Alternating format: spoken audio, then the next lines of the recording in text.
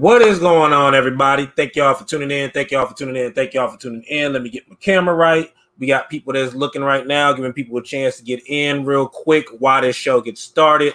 So real quick, normally if we're at a poetry event, we will ask you to put your phones on silent or vibrate so that way it doesn't disturb all the people that is in the actual space. But we've been doing stuff virtual for a hot minute. So we got to go with what we can go with, and y'all can turn y'all phones up as loud as y'all need to. So also, if you are looking at this event, this is the time for you to share the event, let all your friends know where you're at, because we are streaming this thing on 4 sites right now. So you got my website that we're streaming this on. You also have personal page on Facebook. You also have my artist page, and you also have the event page and YouTube. So it's a lot of stuff going on. And I will monitor it as best as I can, doing everything that we're doing. So with that being said, thank y'all so much for tuning into this event. My name is LJ Bowens, spoken word artist, and I wear a lot of hats. But today I am your host for this wonderful event known as Art Meets Life, brought to you by Poetry in Motion, LLC, and also brought to you by the Sweet Palette. Now, we know that we're not at the Sweet Palette because this is not the Sweet Palette space. This is my wonderful workspace that I normally do stuff at in my home, but because of everything going on with the current pandemic, of course, in the state of North Carolina, venues are not able to be open yet, and we're making it do what it do by keeping this event going in the virtual aspect that, as you can see, happening at this moment. So I'm very excited to be here. I'm very excited to have a lot of great artists here as well, and it's going to be a great time, guys. So I see a lot of people already chiming in and commenting what's going on. Sean McLean, what's going on? Michael Daughtry, thank y'all for tuning in. But it's going to be a good night. So pretty much Art Meets Life, what the show is that we have artists that sign up, whether they're musicians, poets, dancers, which we had dancers before, comedians, all sign up to be up on our open mic. But one of the other great things that we normally have happen with this wonderful show is that we also have features that come here. And with the features, what we normally do is we have a Q&A with our features, and we get to know them a little bit better, get to know what it's like being in the artist mindset, the mindset outside of the art at times. And the greatest thing is we are blessed tonight, coming off of their high super duper placement as being ranked 3rd in the world in Brave New Voices. We have Fayetteville's own Poetic Pathos Slam team that will be featuring tonight. So if you don't know who the Poetic Pathos Slam team is, they are the youth team that came from Fayetteville, North Carolina. They competed in this year's Brave New Voices, which had to be done virtually because of the pandemic, and they made it to semifinals. They made it to the finals, and they are now the 3rd ranked slam team for the youth in the world. And I will always big up them on that because they've been doing everything to keep it going, and I'm thankful for it. So we also got a lot of great people that signed up for the open mic as well, and we're going to get into that very shortly. So without further ado, I think we can go ahead and get this show started, because it's Art Meets Life, and I have fun doing this show. So real quick, we're going to get another church announcement out there real quick for everybody. So, and I'm also doing this because there's enough time for more people to get in here, which we got a good amount of people watching right now. But a lot of people have been asking about the book, and a lot of people have been wondering about the book 310. So as of today, if you go to my website, you can pre-order 310 right now. 310 is the next book that I got coming out. Comes out actually October 3rd, but we're doing pre-orders for the book starting today. So you can go to the website and order the book.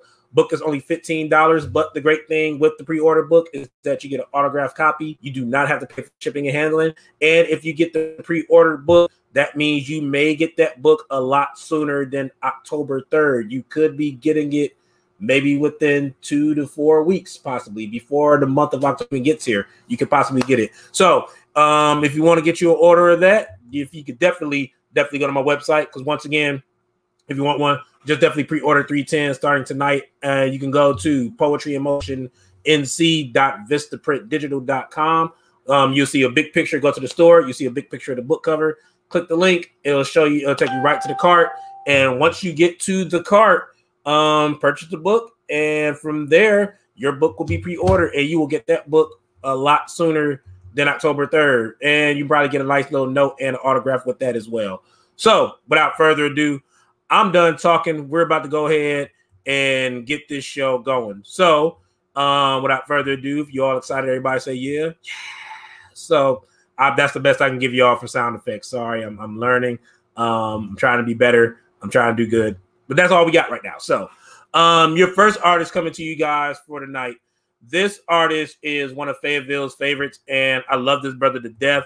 I'm definitely glad that he's able to come up here and spit some poems from us. And I know he's doing it from the process of, his car, because he's technically at work. So I know he got to get back in there and do his thing. So coming up to the stage, please put your hands together for the one and only Shabazz as he comes to the stage. What's going on, brother? What's going on, brother? What's going on, brother? Hey, how's it going? I guess my light's kind of bad. Doing good, man. You good? You good? So what I'm going to do is I'm going to go ahead and I am going to take myself off the screen and let you rock out. And just like always, when you come here, brother, the floor is yours. Man, you ought to see those curves in the moonlight. Marvel by the glow of the TV screen. Marvel.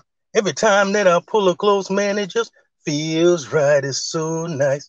But she can't stay here all night. Don't you know my girl will be coming home soon? Don't look at me like that. I know that it ain't right.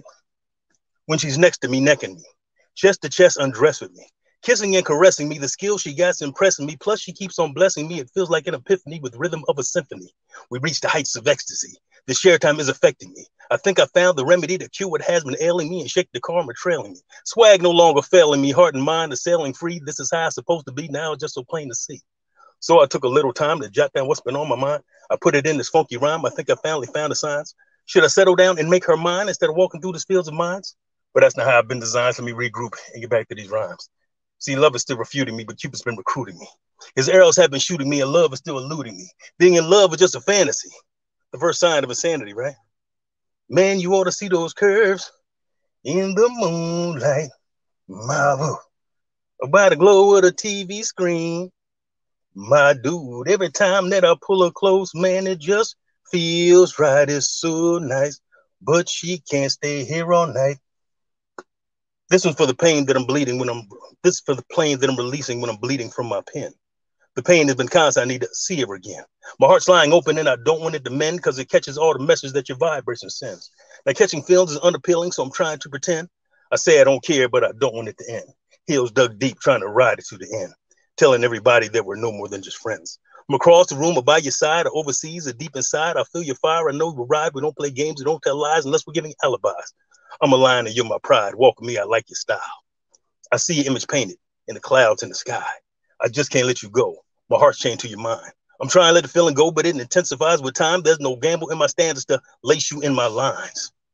I said there's no gamble in my stanzas to lace you in my lines. I'm trying to let the feeling go, but it intensifies with time. I just can't let you go. My heart's chained to your mind. See, I'm a true and loving prince, but to a true and loving king. I have a true and loving kingdom. I do my true and loving thing. I got true and loving queens living a true and loving dreams. I reschool them to the hoodlums. They know things ain't what they seem. We're a true and loving family and a true and loving team. But anyway, man, I just wanted to spit a couple real quick and get out of here. Like LJ said, I am at work. But I want to tell you about this 20-year-old I got at the house, this boy. Him and his friends, man, these dudes act like they live in there. So I gathered him up and talked to him, so I think I'm kicking him out by his birthday. Y'all give me some feedback on that. He'll be 21 in May, so I think he's got to go. All them dudes, man, I've been advising these guys about these temperatures rising.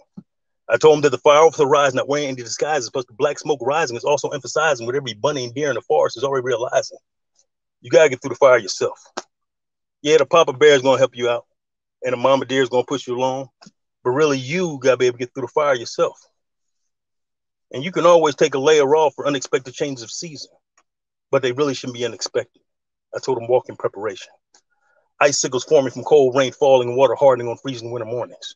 Crisp blue skies, snakes in disguise, but let your nature rise for love of our tribe. As smoke will rise from out the corner, guys. And hot rocks will find hot spots and headlocks from city cops. Neighbors watch cold city blocks as teenagers drop nonstop like Niagara Fall water drops. It's cold outside, but be careful for when it gets hot. Cold winds and fake grins, big crimes and small sins. Get in where you fit in, but don't forget about the trouble you might get in. It's cold outside. Pain, anger, passion, and dumb luck collide. The difference outcome is reason versus pride. Cats walking, eyes open wide to left to suicide. Find a better vantage point. You can learn, observe, and enjoy the ride. Bundle up, though, son. It's cold outside. Anyway, I got you back in here, man, so I'll holler at y'all later. Sorry I can't stay to see everybody else, but love y'all and appreciate you. Thank you. Woo! Woo! Shabazz, Really appreciate you, man. I appreciate you, brother. We definitely gonna be talking soon because I know you're working on the project. You're not gonna tell nobody right here, not yet. You're not gonna tell nobody about the project. But where can people find you if they want to get in touch with you? Ishtar Shabazz, my name. Shabazz the Poet is my at gmail.com is my email. You can try to look me up on email. Ishtar Shabazz. Real plain, real easy. I don't got too much going on right now anyway. You probably want to see me, my ugly mug, but I'll be watching out and seeing what everybody's doing. I just can't wait to open back up. I got some new things coming out for when we open back up. I'm trying to hold them. But it burns me up, man. I'm used to posting stuff at least once a week on Facebook, and now I'm trying to hold it, but it's hurting me. Yeah. Got you. I love you, man. Thank you so much for taking the time. I know you, like I said, you're working right now. Put me a steak to the side. I'll come get it from you tomorrow. All right. Hey, thanks a lot, everybody. So I got rolled, but peace out. Hope everybody does well. All right. Take care, brother. Thank you. All right, guys. So as y'all can see, we getting this show going, and we're gonna go ahead and get to the next artist. Real quick, because somebody had commented on something I mentioned about the book.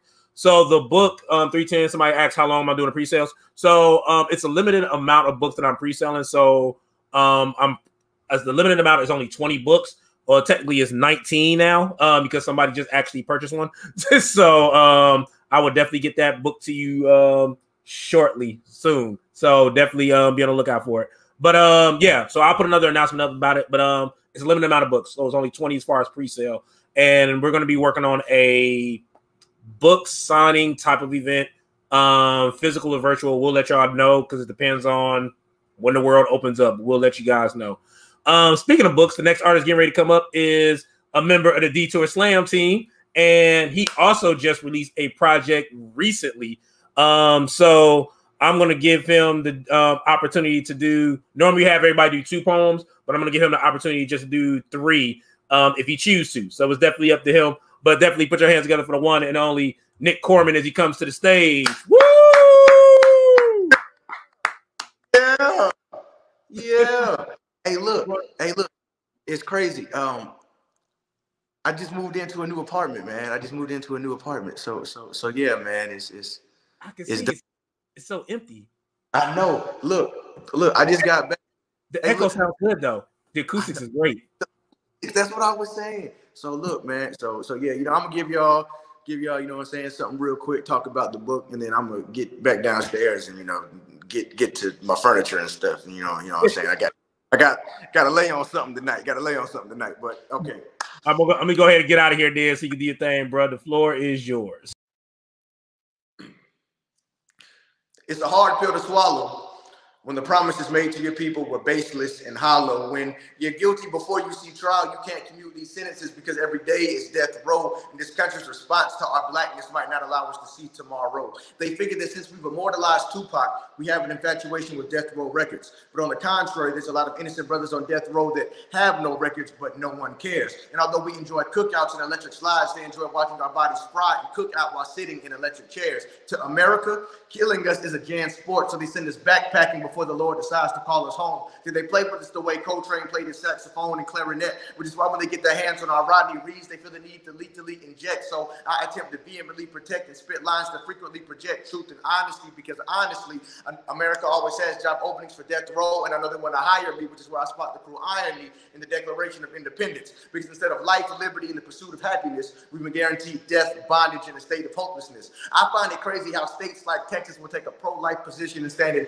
vehement opposition when it comes to abortion, but not even a portion of that energy goes towards trying to eradicate the death penalty. My skin makes me the enemy, so that's why I know the death penalty was designed in mind to be the end of me. Most of us wanted to see college, what America gives us, the penitentiary, and that's been the American way of life since the turn of the 20th century. South Carolina gave the electric chair to a 14-year-old George Stinney without a fair trial or appeal. And to be real, when Georgia executed an innocent Troy Davis, they didn't conceal how this country feels since they proved that he was just another nigga that America wanted to kill. Then Alabama traded in its statehood for a white pointed Make America Great hood and determined a black man's fate in a way that only a racist state would when they executed an innocent brother that went by the name of Nate Woods, because with so much drama in the USA, it's kind of hard when they oppress us each and every day, because between 1973 and 2016, there were 156 people executed who should have been set free. So I ask, who is America to decide who's worthy to live or die when they perpetrated so many atrocities that they could make Satan cry? Thank y'all, thank y'all, thank y'all, thank y'all. That's the poem. That's the poem. That is the poem. So the book is available on barnesandnoble.com. It is titled For the Love of, F-O-R space T-H-E space L-O-V-E space O-F. For the Love of on barnesandnoble.com. It's my first book, first published book. I definitely appreciate the responses and the reactions thus far, and the folks that have shared everything and supported so far. But yes, y'all, this is my first book. I'm very proud of it. Very proud to have it out finally. It's been a long time coming. But yeah, it is. Yeah, it's pretty good. Go get that. Add me on Facebook so you can see the nice little video I put together. You know, I put a little video together where I talk about the book a little bit. But yeah. Yes.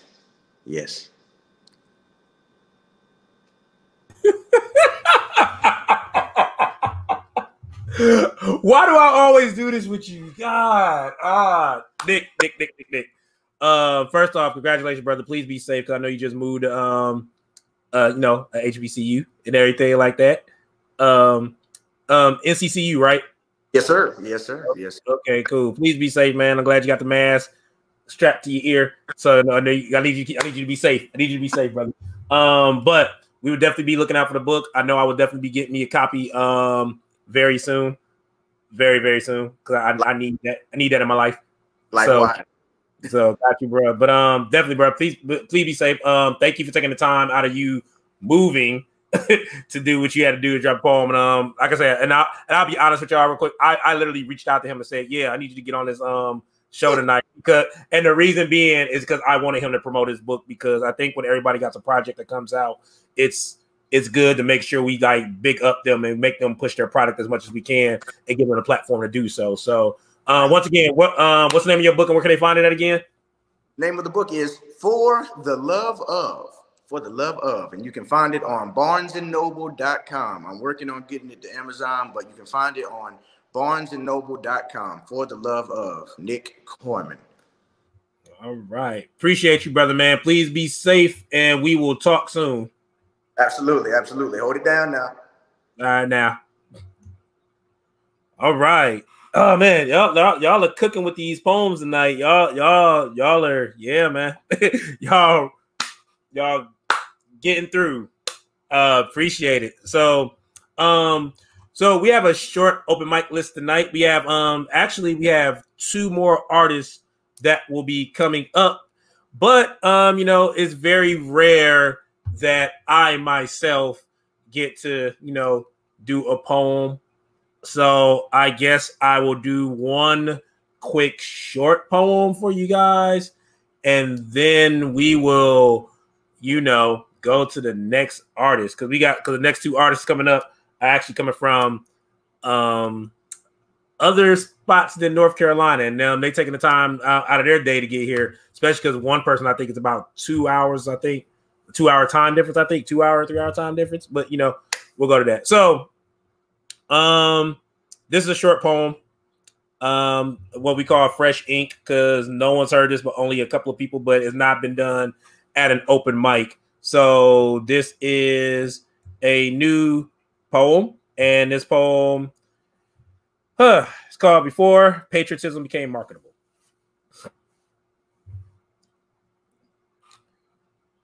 The 21 gun salute no longer holds true.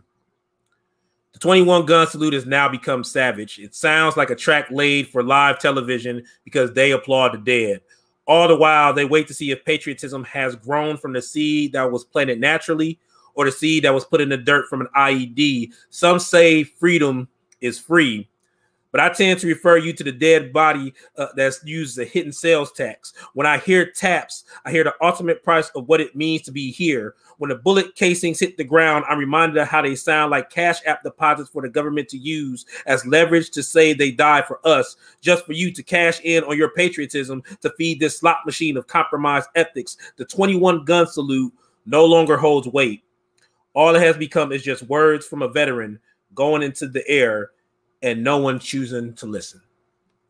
Thank you. Short poem, short poem. That's all y'all. That's all I got. Short poem, short poem. That's all y'all got. I'm actually working on that. I'm gonna make it a lot longer because one of my friends told me I need to make that into like a full-blown poem, and I think I am gonna do that, and it's gonna probably make some people mad. I don't care. I served in the military, so I know a few things. So with that being said, if y'all are ready for y'all next artist, this next artist I met a while ago. When I mean a while ago, I'm talking about years, like years way back in the time, like years. And one thing I can say about this brother is that he's always been consistent with his work. I'm definitely glad that he's taken the time to do some work here on this venue. First time on Art Meets Life. The first time we can say he's performed in Fayetteville, North Carolina, even though it's virtual. So we're going to go ahead and rock with it. So, you know, that's all we can do. So my friend coming all the way from Augusta, Georgia, please put your hands together for the one and only Big Bailey. What's going on, brother? Yes. So elated to be here and happy to get that special surprise of actually hearing you spit one, man. It's always a pleasure. Oh man, you know, I never, because you know it's crazy. So like a lot of people would tell you, like, if you come here, I rarely spit at any open mic I host because it's not about me, and I want people to do their thing. Like I just like hosting, man, when it comes to that. So, but I had a little time today, so I gave a quick little short poll and went from there. So with you and the next artist, I'm giving y'all the option. So you know how when you go to open mics, they tell you can do up to this many poems or whatever tracks you want to do. So you and the next artist, y'all have the choice. I'm giving y'all up to 3 poems y'all can do. Totally up to you. So you don't got to take it. You can do 2 and be like, all right, I'm done. Deuces. I love y'all. And then roll out. So I'm just giving you that option. All right, brother? Yes, sir. All right. So the floor is now yours. All right. As the brother LJ said, him and I, we go way back. I think the first time I seen him perform was maybe at Arts in the Heart of Augusta, probably like 10 years ago. But been a great friend since then, mentor and everything. And I just greatly respect you, brother LJ. All right. I guess I'll go ahead and get into my first poem. This one is called Lost Friends. I lost 2 friends. Now they're enemies. So I wish that they would have never befriended me. They helped me relieve stress. They helped me get over pain. They made me believe the best. Yes, they control my brain. I gave them all of my trust. My deepest emotions, my time and energy was seeking their potions. Apart, they were nothing. Together became strong and collectively used me to place all of the blame on. I lost 2 friends. Now they're enemies.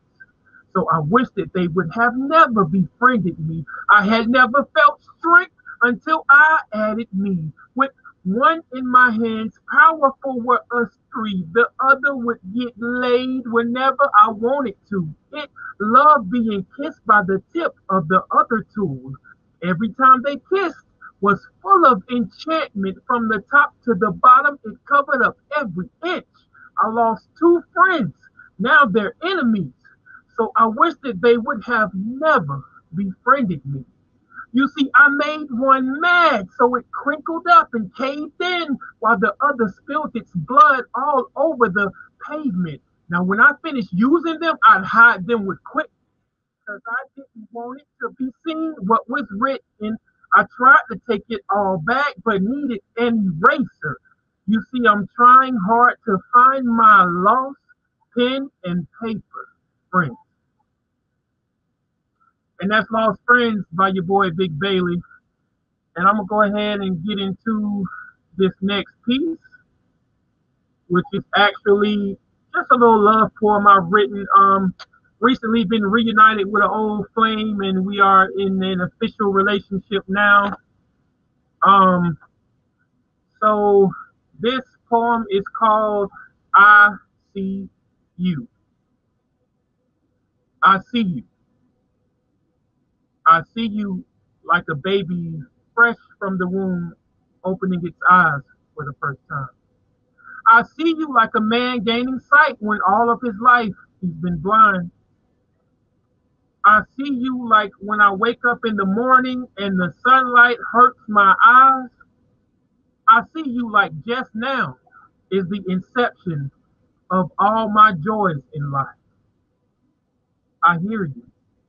I hear you like the delightful sound of Beethoven's Symphony number 9. I hear you like the enchanted melody we make when our spirits intertwine. I hear you like the deafening silence which is sometimes suspended in time. I hear you like the sweet music we create when we let that 90s R&B shine. I see you.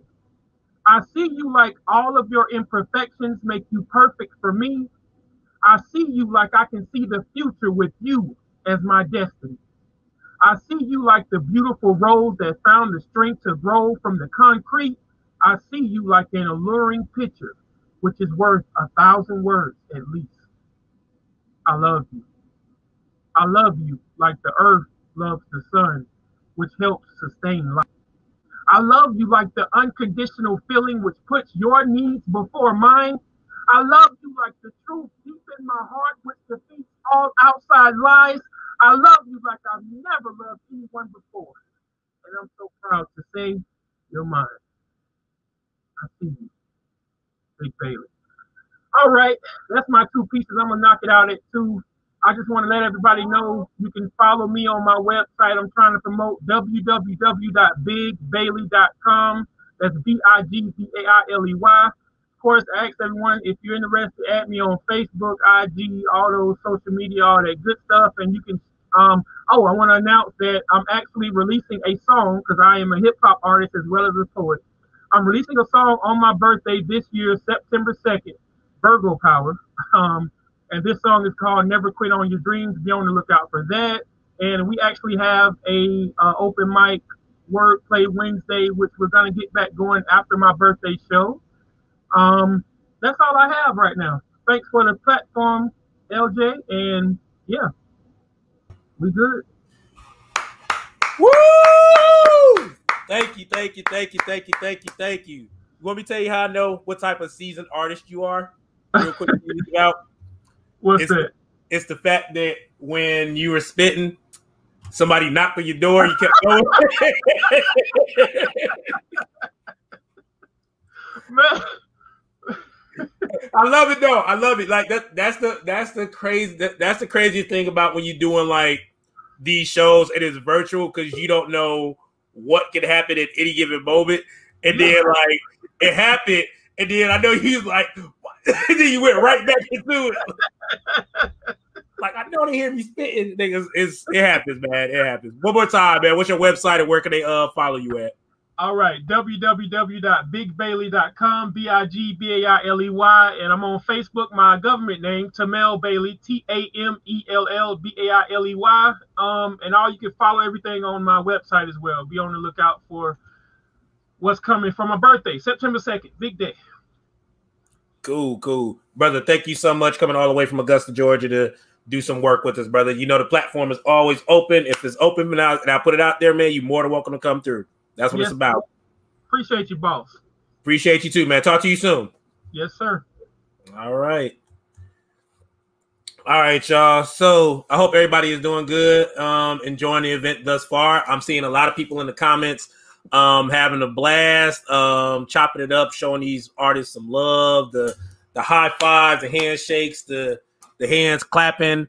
I think those are hand clapping from where I'm looking at. It look like they fist in the air. Like I'm just saying from what I'm looking at. So I'm gonna rock with it, and we're gonna keep it moving. So, real quick, just get you guys some quick church announcements, real quick. So, next month we will be featuring a dope poet coming from Charlotte, North Carolina by the name of Shane Maynor. She's a phenomenal poet, graphic artist, painter. She does a lot, and she is like phenomenally like dope when it comes to the pen and the paint brushes and all of that good stuff. So definitely make sure you guys are tuned in for there. Also, I'm just going to put this out there real quick, and I'm going to make another announcement after we bring up this next artist for the open mic. If you guys haven't got a chance to pay attention to it, it's coming up. This year's Southeast Regional North Carolina Poetry Festival. It is coming up next month. It is September 23rd to September 26th. We have a lot of dope open mics that will be taking part of that. This will be the first time in a long time. We also have panels being involved as well. And definitely you guys should get involved in this, especially if you're an artist out there and you're looking for an open mic to spit to and then be part of a poetry festival, because we have a lot of events like the Nerd Open Mic. We have the LGBTQ plus open mic. We have the Kickoff Open Mic. We have the Youth Open Mic for any poets that are aged 13 to 19. And then we have some dope panels coming up. One being When Worlds Collide, the Youth and Adult panel that's going to be curated by Desana Hanu, and the panelists are going to be one of the features for the night. Joe Mayo is going to be one of the panelists, along with Ebony Payne English and Matthew Cuban Hernandez. And then we also have what's going to be the history of Fayetteville poetry, which is going to be facilitated by Siren from Observe the Word. And that panel is going to be put together. The panelists are going to be Mr. Neil Ray, the Godfather of Poetry, Yogi with Two Eyes, myself, Sharice Johnson, and also we're going to have Stephanie Tough Love Brown, who now resides in Tennessee, but also put together one of the biggest open mics here in the city while she was here. So it's going to be dope talking about the history of Fayetteville poetry. And then to cap off the festival, we're going to have a Pillars of Fayetteville showcase where some of the known pillars and legends will be taking part, spitting some poems for y'all. It's going to be hosted by Neil Ray. And we're going to end it with our first official after party. So we'll be having music spinned and put together by Misfits Radio, DJ Prodigy, coming all the way from San Diego, California. So, we got a lot of stuff happening. I'm going to give y'all the link for how y'all can be a part of that as far as wanting to spit on any of the open mics after we get to this next artist, after we do with this next artist, because after the next artist, we'll be getting into our features for the night and having a conversation with them. So I'm laughing because the person that's next just did a comment and it's so funny. So your last artist coming all the way from Oklahoma, I believe. So let me give you a little quick history about this person. So I'm thankful that she is spitting and doing poems tonight because it's been a long time since I've heard her do poems. And when I first came up in the game in 2007, she was one of the first people I met. And I think we came up around the same time because we call ourselves part of the Mojo's alumni, when a lot of us started from Mojo's. And we did a lot of work during that time, the building in the scene. And of course, a lot of stuff happens in the scene. And then, of course, when you're military or you're married to someone that's in the military, of course, things happen where you have to, transition to other places. And it's been a blessing to see that she still supports the art scene, and definitely good to have her, I guess you could say, kind of coming out of retirement to do a poem. So I don't know. Maybe if it's a one-time deal, I'm fine with it because she's spitting here. I didn't. So I called her by her. I was going to call her by her government name, but I see the initials that she put in, so I guess that's what we're going to call her by. So, ladies and gentlemen, put your hands together for the one and only Little Miss Drama. What is going on? I'm not coming out of nothing. I'm not a skilled poet. Like, I don't memorize my stuff. I just write some stuff that day, that week, and we would come to open mic, and that would be my therapy. This has been therapy. It's never been the slams or the competition. I enjoy those. I enjoy being a spectator, but I just come because it's cheaper than therapy. You know what I'm saying? And you're right, though. You're right. Sometimes you might be able to help somebody through their own stuff. So it's a win-win. But that's what it's always been about. And I can honestly sit here and say, at one point, And I kind of always tell this story with people. Like at one point, I even got jaded with everything at one point, and then I got talked out of it. Like a group of people talked me out of it. So I'm with you when you say that. So at the end of the day, it's not so much about slams and stuff. It's about how it affects you. And for you, it's healing. And sometimes people need to hear what you have to say in order to know that there's people out there that relates and has been through that. And it's like that light at the end of the tunnel. Oh yeah, take a drink. Go ahead, get yourself ready. Okay, first of all, anybody that knows me knows I don't do this sober. I don't do this sober. If I had to do this sober, it would never happen. My friend was like, "What are you gonna smoke?" Because I'm in Oklahoma and I got a medical card, so I'm legal. But I'm like, man, when I step into an open mic, I'm 2 shots of goose, a Corona, and a Red Bull in coming through the door. I ain't spoke to nobody. I'm coming in trying to get my buzz, because a lot of people don't understand this is personal. Like, yeah, you go to therapy and that's between you and that doctor. They scribbling stuff on pad. You like, what you writing over there? But you get to see people's real reaction. They're not getting paid to sugarcoat shit for you. So yeah, it's always been therapy for me, and it got to a point where I let someone stop it being therapy for me. Like I let a host of an event make me feel like I was easily forgotten or whatever. So it became negative, and then I had to put energy elsewhere. So that's why I said I don't know what this is. Like every once in a while I'll write something and then I won't write again, but I just wanted to like participate, and add to the numbers, because sometimes when you go to open mic, you gotta bring a book, because they might need the numbers because not enough poets signed up. So I'm just. But you know what? To be the numbers. Real quick before I let you spit, I'm glad you brought that up, because I was having a conversation with somebody about that, and this is like old me. I would agree with that, but like new me, like I told, I had a conversation with somebody about that. It was like, well, what will you ever do if, let's say, you have a lot of people come to an event, and let's say you only have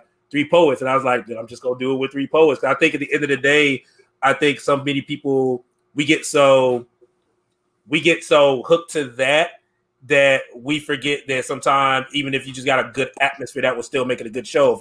Hell, sometimes you may leave the show early. Sometimes you got to stay at the show the whole time. You can leave early. If it happens, it happens. But I told him I made myself not that person who want to pressure people to get on an open mic. I'll joke with people, but I had to stop pressuring people to get in the open mic for my sake, because I think that it started taking away, because sometimes it's just good to just listen and sit. So I'm with you. So all right, I'm about to disappear. I'm about to let you do your thing, and the mic is now yours. Okay, I need these glasses, but I don't do public speaking where I can see. But there's nobody to be blurry. I'm looking at my husband over here. I'm not talking to myself. So I'm used to taking my glasses off and speaking, but since there's no one to look at other than myself, I guess I'll keep them on. This one is called To My Secret Admirer. This is old. This is like June 29th, 2007. Old, me coming out of my hole and just finding a community. So don't judge me. This is amateur. I don't compete. I'm an artist and I'm sensitive about my shit. All right. Surprise. I got you. You're mine now. Mine for a moment. And even though I have you for this moment, it's still not enough. I want to believe I know who you are, that you're just too afraid to approach me because you fear what you feel for me isn't nothing more than lust of a love's mystery. But I assure you that I am a risk worth taking, an unknown, a dare that you must pursue. Yes, I can smell your fear as I secretly pass you. I watch you from afar, knowing what I can thrust upon you is something so real. Everything before us was merely child's play. I lay here in a bed that's thirsting to taste your sweetness of our love and what our love can bring to it. I close my eyes, let out a sigh, and imagine our souls intertwining and mend together as one. Feeling an uproar of emotional passion, wondering how could we wait so long for this to finally happen. You are the one swimming in and out of me, out of my daydreams. Filling me with constant hope, a yearning for something more. I lick my lips, taste you, close my eyes, I can see you, reach out and I feel you. I know you're lurking within the shadows, waiting for the moment to make your move. And I am strategically placing myself in the open, waiting to be pounced upon like prey. You want to play this little cat and mouse game? Tell me. Are you in it for more than just a chase? Because all these feelings are dying to escape. So reveal yourself to me so I can have you for more than just this moment. Let's see past weeks, months, and even years. Let me have you forever and see what eternity holds. And as the many moments come and go, watch our love blossom, become stronger, stand bold, unfold, and grow. So dear sweet admirer, my secret admirer, be the one and only lover, and all your deepest thoughts, hopes, dreams can be reality within me. And I'll do one more. Okay, so I have like tons of stuff that I wrote since I was like a kid. I really started writing poetry because this Mormon church that my mom had us go into, they brought us Christmas gifts, and one was a journal. And I just started writing poems. So I've been writing poems since like I was like 14, 13. So this has always been my therapy. So as I'm going through all this stuff, trying to figure out what to read or what to say or what I wanted my message to be, I came across this and I just started reading it and I was like, oh shit. So excuse my language, I cuss a lot. So this was written October 5th, 2010, and it's called Suicide. It is 6:38 a.m., October 5th, 2020. Placing her to my face, she felt cold and it felt good against my hot skin. I slowly bring her to my mouth, not used to her taste, so I tried to move past it, welcoming it, bringing it into me, allowing it to become my own. She held so much power and I was willing to give in to her my all without question. She was there to make all the pain go away. All I had to do was surrender everything I was and hope to ever be to her. She was way more forgiving than life could ever imagine or be. She doesn't claim to be the answer or without flaws, but she held an answer. The same answer for anyone, but it translated differently by everyone. Pressed to my lips so firm, tears streamed down my face. She is silent. Her comfort only comes at the end. Thoughts race through my head and I pray. I pray for the forgiveness of God and all that know me, only ones that truly cared about me, because I can give two shits about the ones that don't.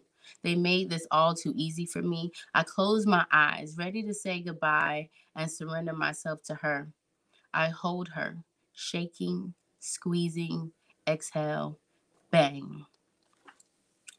I said, oh shit, when I read that because I didn't realize it's 10 years from when I wrote that and I had dated it in this year and I haven't read this in like forever. And I'm a veteran and I deal with mental illness like PTSD and depression and anxiety. And these poems, they come from a real place, whether it's my situation or someone close to me. I can remember many times just wondering how I was going to make it to the next day or how I was going to help someone else make it to the next day. So suicide it's a serious subject. And I don't think many people realize like how serious it is until it touches them personally. Like it's easy to be like, well, I've never known anyone to kill themselves. But once you found someone that wants to or has done it, it like changes your life forever. And I wanted to share that because I consistently have to love myself and care for myself and allow people to love me so I never feel the need to end my life or to watch someone I love end theirs. And LJ, I am done. If you want to reach me, you can find me on Facebook, Lynette Ann Baycoat. You're going to see that it says you don't need to be my friend. You need to find my public page, which is LB84. And that is also how you find me on Instagram. So it's ELLBE_84. Because it's true, everybody don't need to be in my personal business all the time. Because I'll be having stalkers, LJ. I'll be having stalkers, okay? So I need a page for the private and a page so everybody can still be a part of my life without being in my life, okay? You know how it is. I've been there. Like I had to catch myself, like, don't find me privately because I probably won't. This one I'm gonna do. I'm gonna look. I'm gonna go to your stuff first. I'm gonna see how we know each other. And we ain't got no friends. I'm like, who sent you? So you're gonna be on the waiting list. I'm gonna delete it. And we got friends coming. You get like a probation period. Then all of a sudden you're gonna wonder why you can't see my shit. So it's better to just go to LB84. That's all the Instagram stuff goes straight there. So if you ain't on Instagram, it's all there. You ain't gonna miss nothing. You're gonna get all my selfies and stuff like that. So yeah. You know I ain't got no sense. And I know. I'm honestly enjoying this right now. It's funny. Little Miss Drama, thank you so much for spitting, and thank you for tuning in the past couple of months. I mean, I know you caught on to it like after getting settled, and I'm glad you've been coming through. Like, so hopefully, I will say this. I am not asking you to come out of retirement, but you know it is here if you ever need it. Look, if I could get Sledge to join me. Oh God, yes. I would love virtual and he in Germany, there's no excuses. And I'm sure he got plenty to say because he love to talk. Oh man. How many I gotta find out how like the time difference because I don't know the time difference. Yeah. That'd be I'll find out for you. Oh yeah, definitely. Yeah. Definitely. I would love to hear Sledge. It's been a hot minute. And next time I am in the Ville, I promise to make time. That was no, you good, man. You good. You got life you gotta handle, man. People here, like I said, trust us, and then Corona going on. So I got you from a distance this month. So thank you so much. And we'll talk to you soon. All right. All right. Peace. All right, ladies and gentlemen, that has been our open mic. I want to give a shout out to all the artists that got a chance to spit. Shabazz. We also had Nick Corman bigging up his book For the Love Of, that's available on barsandnoble.com. We also had Big Bailey that was up here doing his thing, coming all the way from Augusta, Georgia. And then we also had Little Miss Drama coming all the way from Oklahoma. So this has been a nationwide show. I would say worldwide, but apparently we can't cross any borders like that yet because people ain't wearing their mask. But that's a whole other story. We'll talk about that a whole nother time. So real quick, before we actually get ready to bring up our featured guest to have a Q&A with them before they let the kids rock out and do their thing on the open mic, I do want to reiterate about the SERNC Poetry Festival, or Southeast Regional North Carolina Poetry Festival for short. We talked about the open mics that we have involved, the kickoff open mic, the LGBTQ plus open mic, the nerd open mic, and the youth open mic. If you would like to participate in any of those events, please go to SERNC2020.eventbrite.com.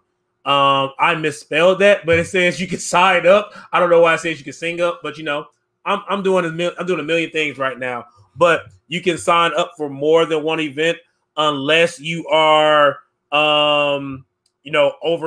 unless you are over 19. You can't sign up for the youth open mic if you're over 13 through 19. You can't because you're too old. But you can sign up for more than one event. So SERNC2020.eventbrite.com to sign up for one of the open mics. Kickoff open mic.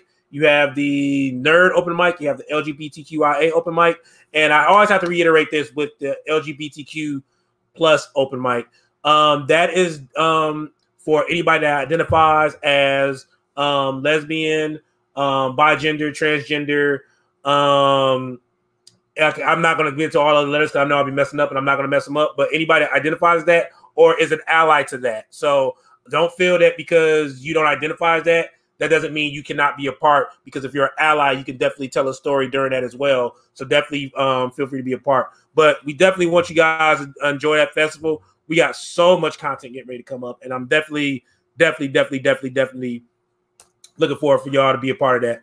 And also, last but not least, because I'm not going to talk about this until the end of the show once again, 310. If you want to pre-order your book 310 before October 3rd and get a chance to get it early, you can go to poetryinmotionnc.vistaprintdigital.com. You can pre-order your book now.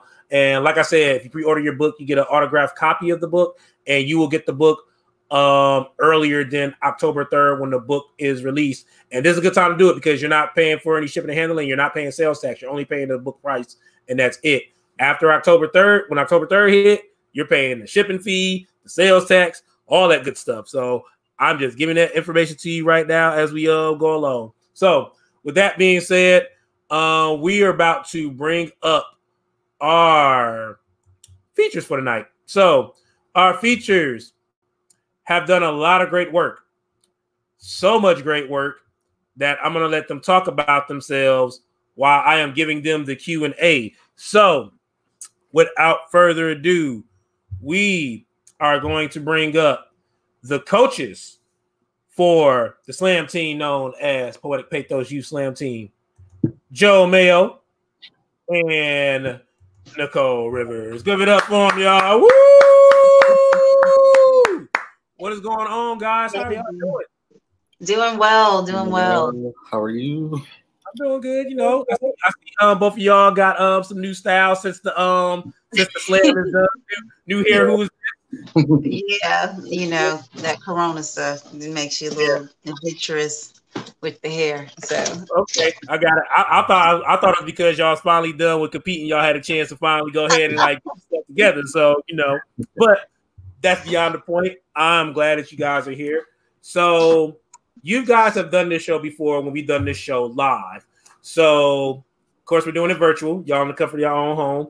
So what I'm going to do is, as always, we're going to give y'all some icebreaker questions, and then we're going to get into some knee-deep, serious questions, but it's going to be there's a lot more to talk about now than it was the first year we did this. Definitely a lot to cover, and I'm excited to talk about it. So first icebreaker question for both of you. If you were a superhero, what would your superhero name be? What would be your superpower? And what would be your weakness? Starting with Joe. Okay. I've thought about this before. Not the name, because the name's always hard, and I always change up my name. But I think I'll do my coach name, Catalyst, which is on my shirt. I don't know if you can see. oh, Okay, Flossin. Okay, Flossin. But my superpower would be to multiply myself. And that's because I need it. I'm tired. And that's also my weakness. I'm always tired. So multiply myself. I can have clones do my bidding. Okay. So appropriate for you. That is so appropriate. I know. All the time. I'm like, please let me be an X-Men. I can't. All right, so you, Nicole, what you got? Oh my gosh, I don't have anything but my childhood fantasy. So, do you remember that song "Black Cat" by Janet Jackson? I remember what it was called. Oh God, yes, I remember that song. That is what my sister and I used to pretend we were and jump from the couches and at people. All right, that's what we did. I mean, it just wasn't. I loved Thundercats, anything with the cat, Black Panther, Black Cats. I had a whole anthem. And we didn't do anything but scratch people and roar. I mean, I don't know. So that's all I have for you. Other than that, my superpower would be finding ways to help teachers get wealthy and stay in the classroom. So it's not that exciting. I mean, for teachers, maybe. Yeah. Nice. All right. So question number 2 for both of you. When insert your name here is having a stressful day, What is their comfort food? Oh gosh. Starting with Nicole. Oh gosh, me? Anything that's edible. Anything. Okay. I have eaten the strangest combinations of food since the pandemic started. Okay, it doesn't matter. It's all in there together. All right. Ice cream and salsa, whatever you got, and chips and dip with the tortilla with the ice cream. Who cares? Okay. Feed me. All right. I'm stressing. That's how I feel right now. That's it. It doesn't matter. Yeah. I would say hibachi or pizza. I guess my favorite.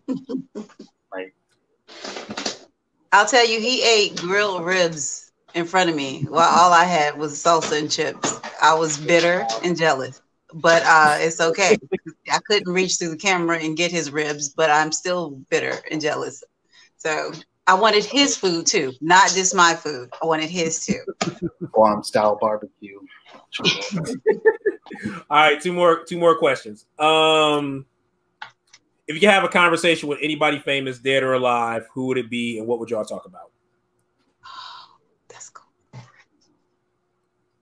For me right now, I think I would definitely talk to Michelle Obama because she went through something that was very stressful for her with grace and dignity, and she's just so fabulous on the other side. And I just want to age like her. I just want to be thebomb.com as I age. So I definitely get her secrets about how to handle that high pressure lifestyle and still come out phenomenally.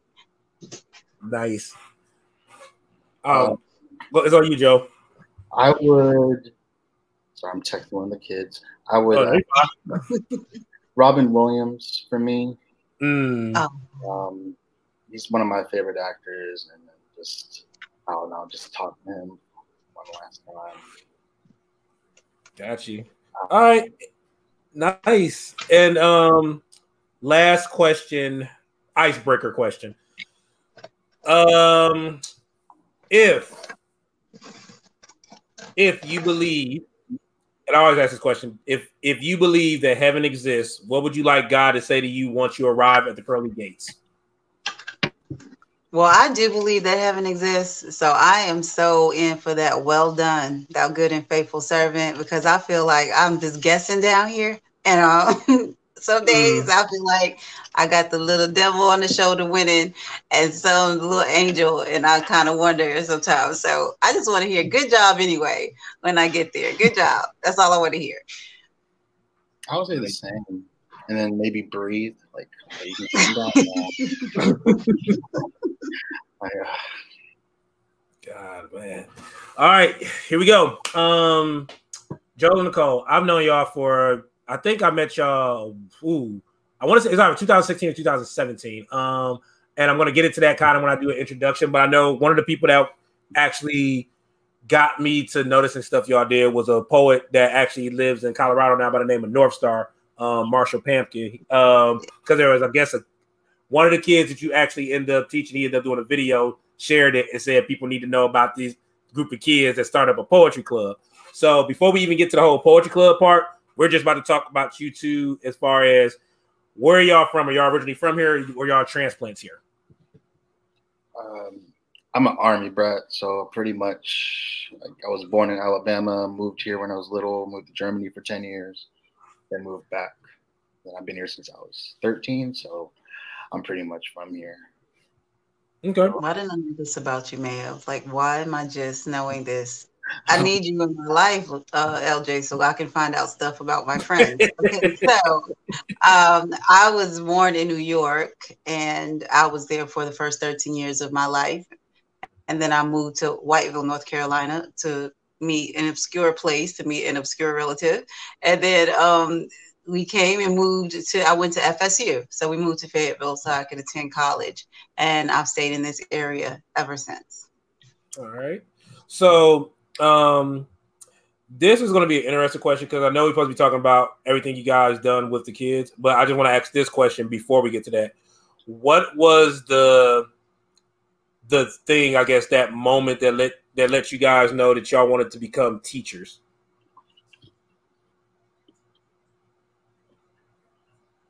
I know, deep question, right? You want to go first? Yeah. I know. She went first last time. It's on you, Joe. It's on you. I really didn't know I wanted to be a teacher until I became a teacher. That makes I went to college wanting to be a lawyer. I spent my whole high school career, go Vestor, at just wanting to be, a lawyer in the military, and then eventually just a lawyer. So I went to college, ended up switching my majors to English my first semester because I fell asleep in my political science class. Sorry, Mom.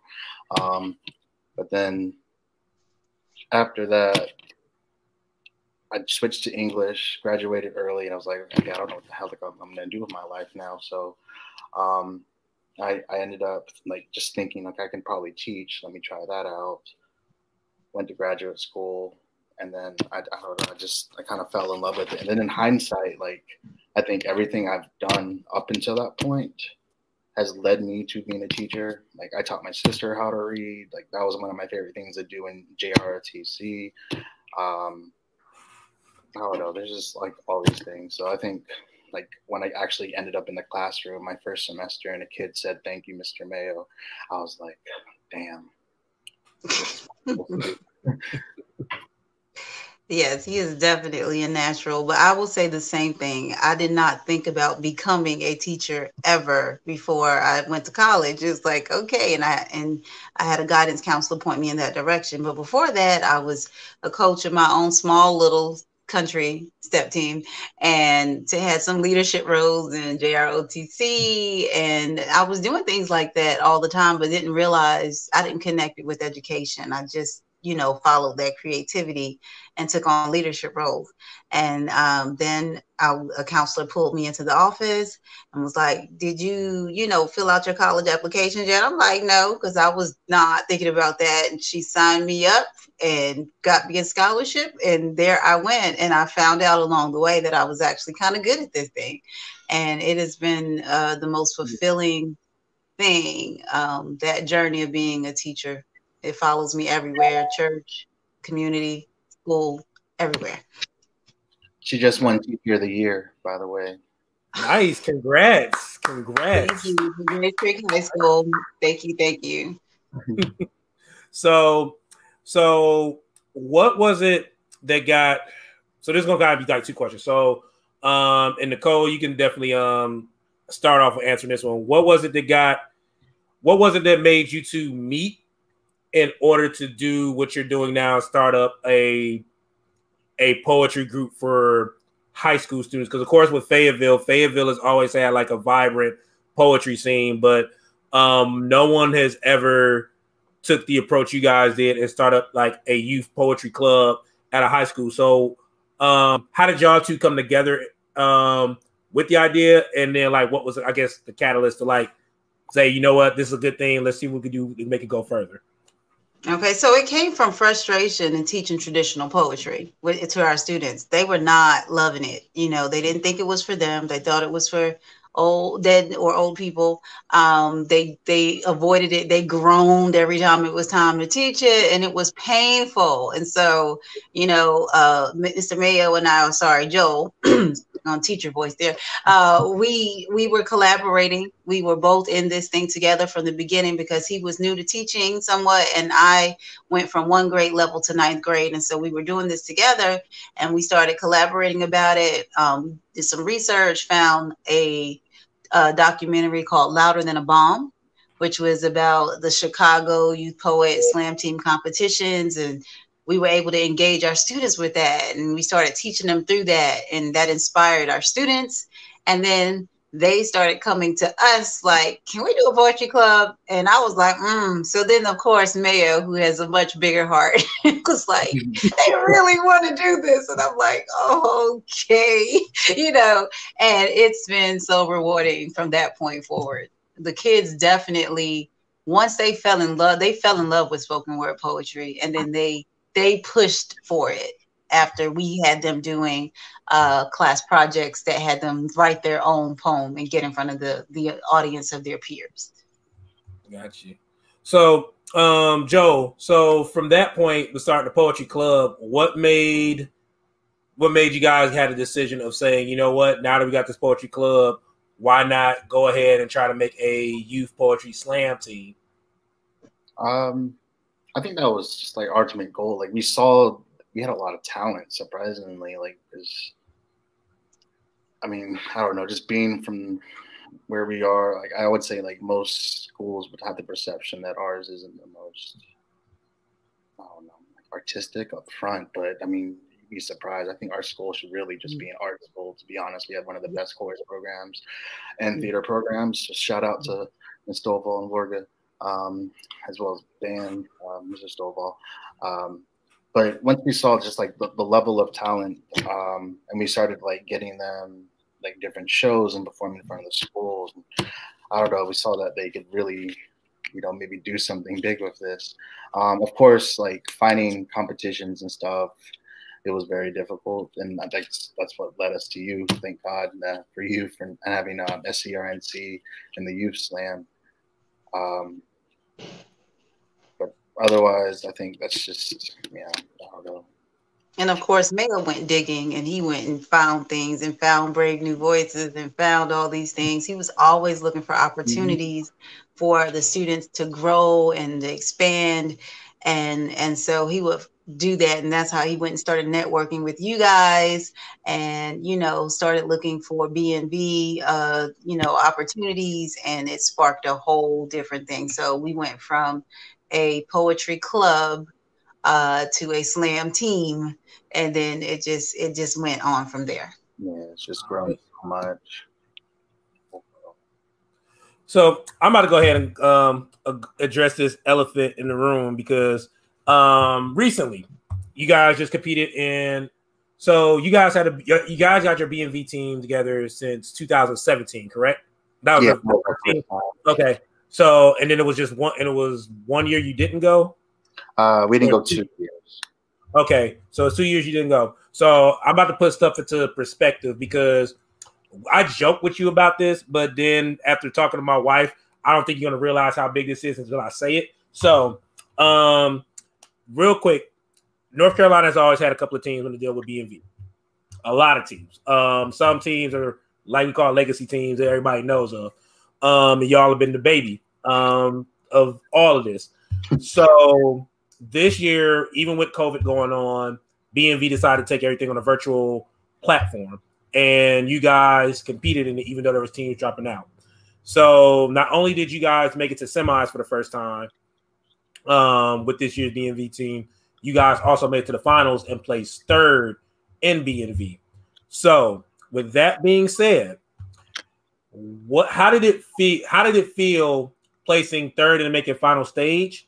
And then the other question is, how does it also feel knowing that this year, not only were you the first ever Fayetteville team in general, not just youth team, Fayetteville Slam team in general, to make a final stage at any competition, but the first ever North Carolina youth Slam team to ever make final stage for B&V.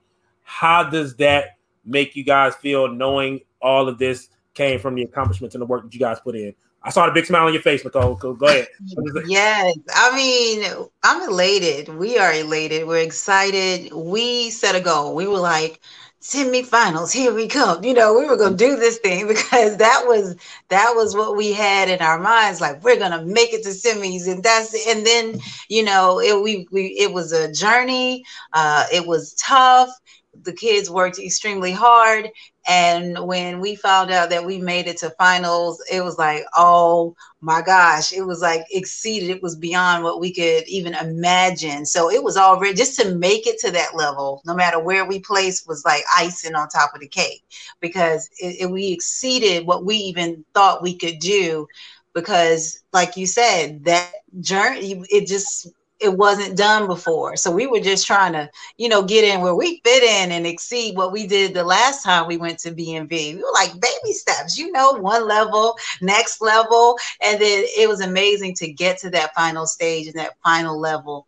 and to feel like and know that we belong here. Like all those years of working and practicing and seeking out competition and getting feedback and having seminars and stuff with LJ and, you know, other poets, local poets coming in, giving us great advice and all that. Or, you know, it worked out, it showed. And so it's really exciting.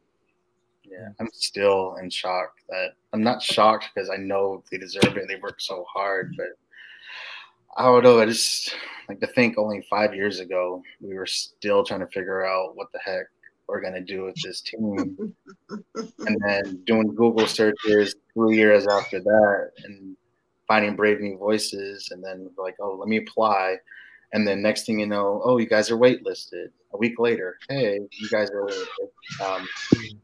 invited. You can compete now. I don't know. Just after the next year, like we got waitlisted again, and then our kids ended up having to drop out because they took trips.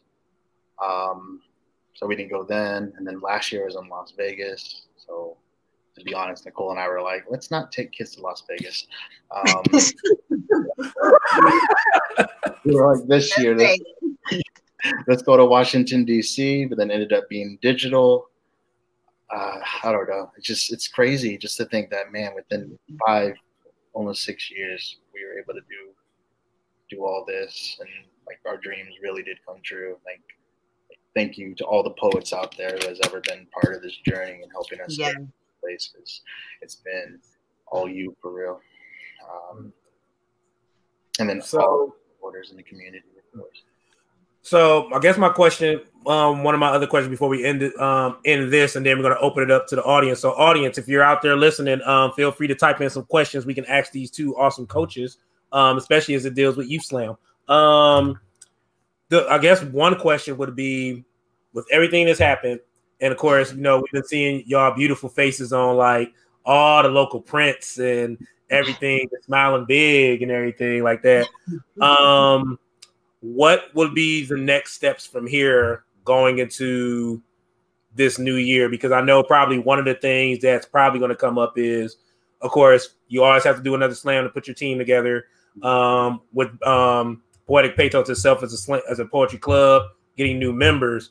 But how does that look in an era where at the moment the pandemic is still surrounding what's going on with schools? Like how are you guys dealing with that, going into knowing that you got to like start this whole process over again, but it may be a little bit limited if kids are taking either option A or B, depending. So our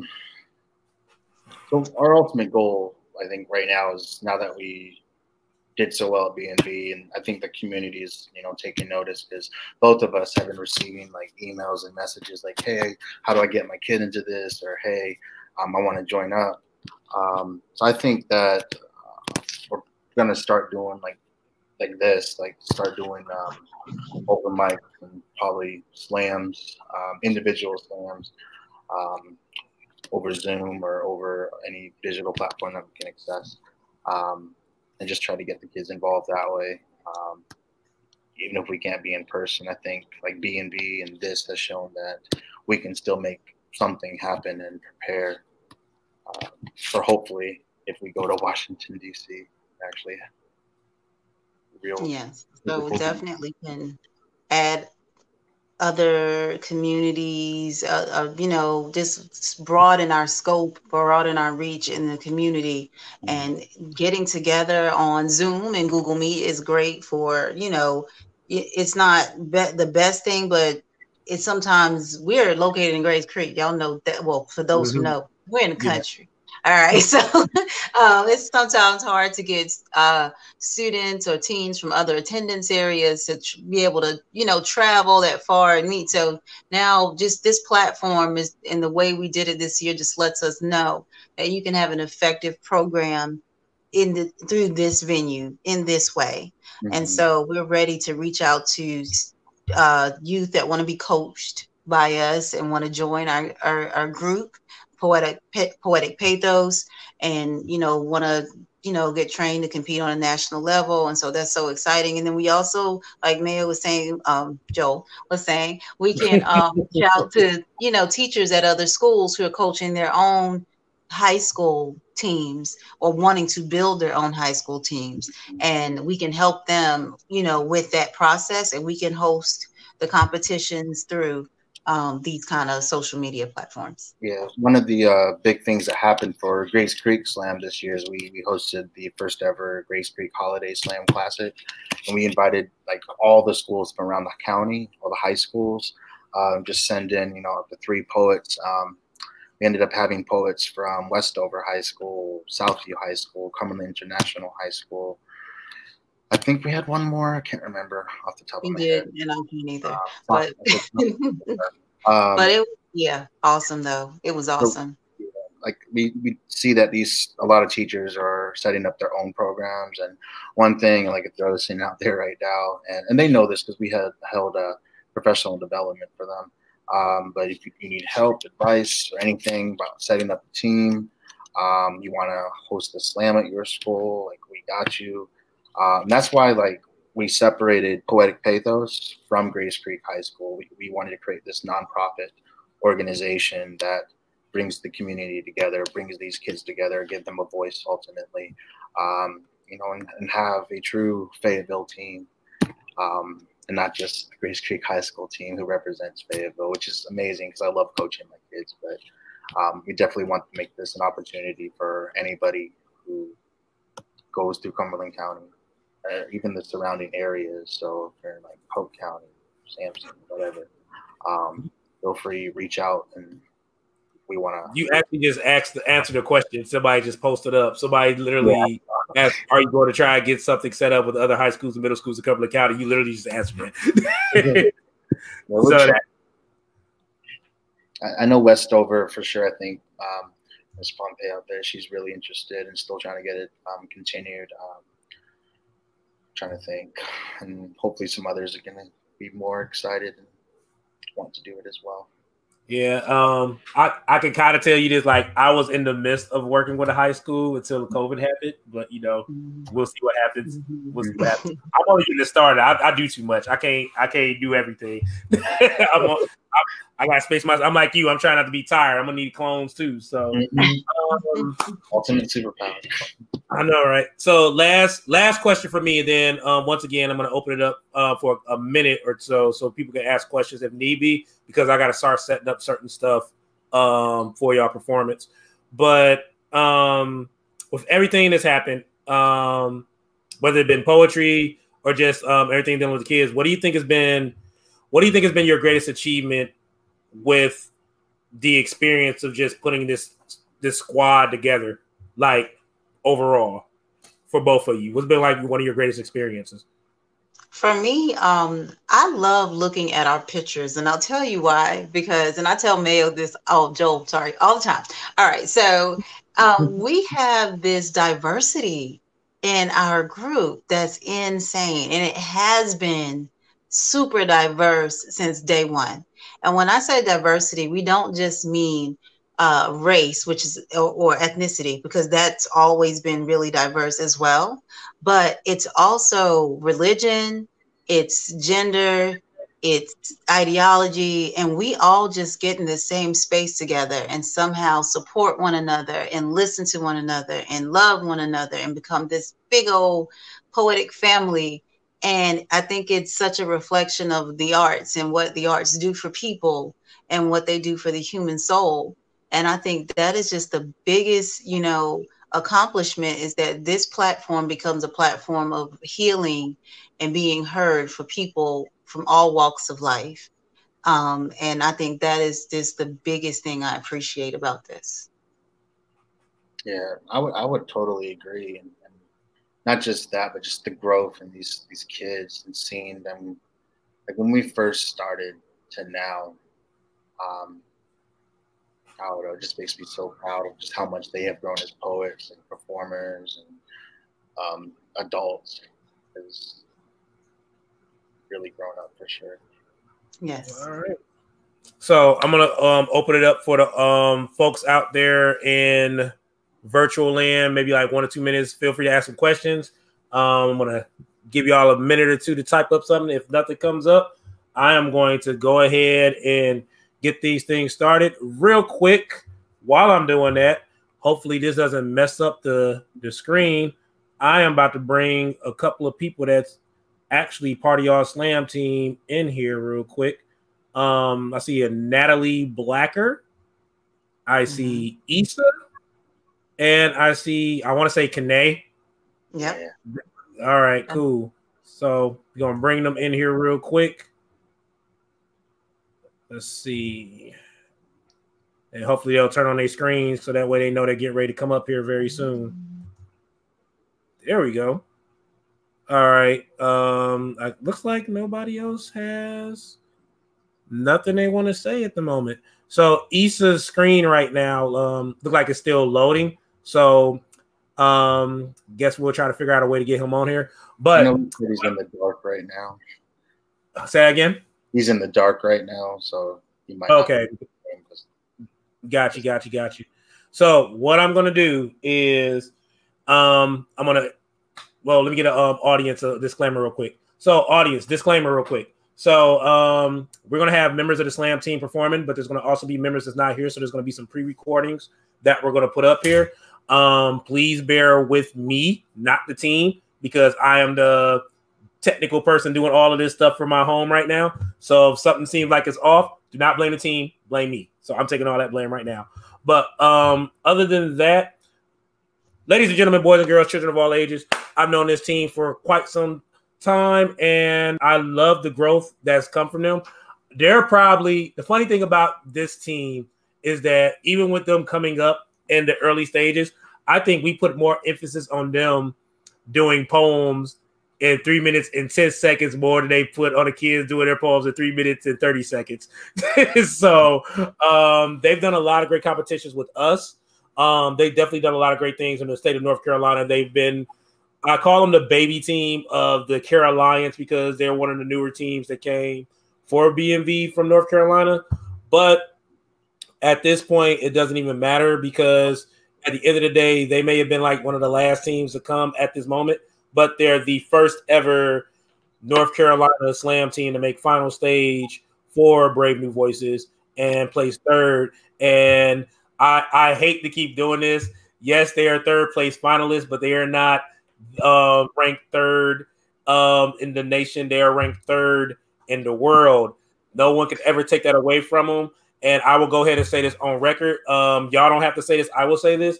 If anyone was to say that because of it being virtual that they could have done better, I don't want to hear that because at the end of the day, this was a competition and everybody had all the right to sign up and didn't. So y'all can't say nothing because y'all looking at third place ranked slam team in the world. Ladies and gentlemen, boys and girls, please put your hands together for the one and only Poetic Pathos Youth Slam team as they come to the stage. Joe, I will be listening to you if you need me, but whenever I'm gonna let you know now, you're gonna probably see a video get posted up, and I'm gonna kind of do it in between poems. So whoever you want to have go first, you got them go first, and I'll try to have another poem ready as far as one of your pre-screen poems to go right after that, and then you can bring up whoever the next poet is. Okay. So it's kind of on the spot. Just to preface this, if you hear any language or topics that I know for like the adult slam, it's normal. For the youth slam, especially knowing that we are at the high school level, Brave New Voices does allow it. As coaches, Nicole and I like to give our poets as much creativity and freedom as possible. So just know, not affiliated with Cumberland schools with the cuss words. So we're going to start off with Kane. Wait. Is she frozen? She is frozen. Okay, we're going to start off with Natalie.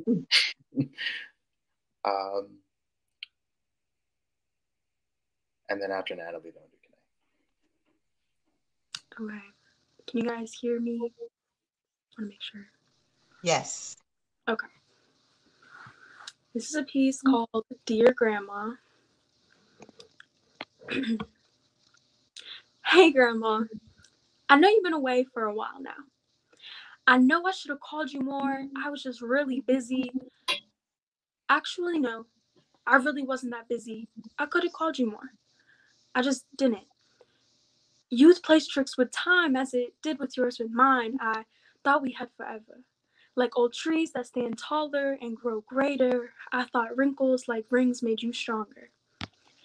I know you're sick, but at the Christmas party, you told me that the cancer was all gone. Now I just sit contemplating memories of you, like your eyes. They were as blue as the ocean. Your hair was the color of that sand you always talked about. And your voice. Your voice. I could sit here and say it's like ocean waves. But if I'm being honest, I can't remember what your voice sounds like. But I reminisce about the times that we would sit on the porch and you would braid my hair before my mama woke up. I can recall the days that I would dance for you on the road and you would always yell at me to get out the way because a car was coming and no one ever paid attention on that road. I can recite the songs from your teenage years and my little legs would move into the rhythm that I wish I had just for you. I remember going inside making you tea every morning with 2 sugar spoons, no honey, hot. Driving in the car to Stop and Shop to pick up fluff. Some days it would be the only thing you would get because you knew I loved it so much. Loved it like I loved spending time with you. Loved it so much I held the memory close while I stayed away, Grandma. There are some days where I wish heaven had a phone so when I called your number you would pick up. I never knew our time would be cut short just like you did your hair the last time I saw you. It never crossed my mind that you could ever leave me because the grand and grandmother meant hero. That meant you shouldn't be allowed to get sick. I remember when my daddy woke me up in the middle of the night to tell me you were gone. I didn't believe it. Somewhere in my heart I knew it was true because I couldn't cry. Leaving me with a sense of bittersweet emptiness, trying not to drift into my thoughts, imagining you're still here and that you never left me alone. 9 months ago, Mama said she talked to you, that you missed having your tea. I started drinking tea. 2 sugar spoons, no honey, hot.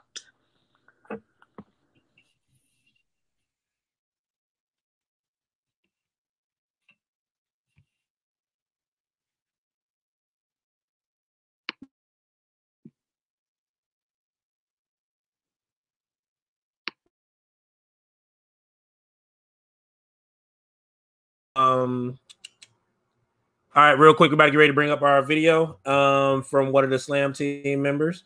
And this is called Diary of a Mad Black Woman. Here we go.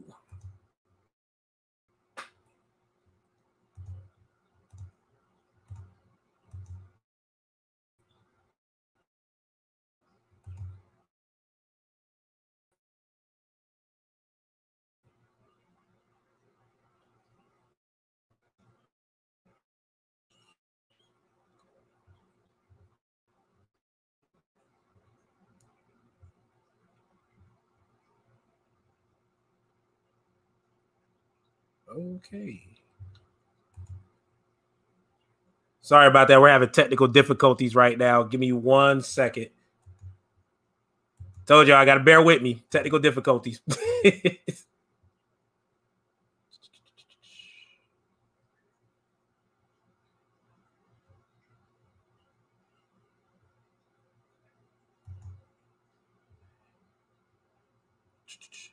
Hey, Joe, let's do this. Bring up Kane while I work on this.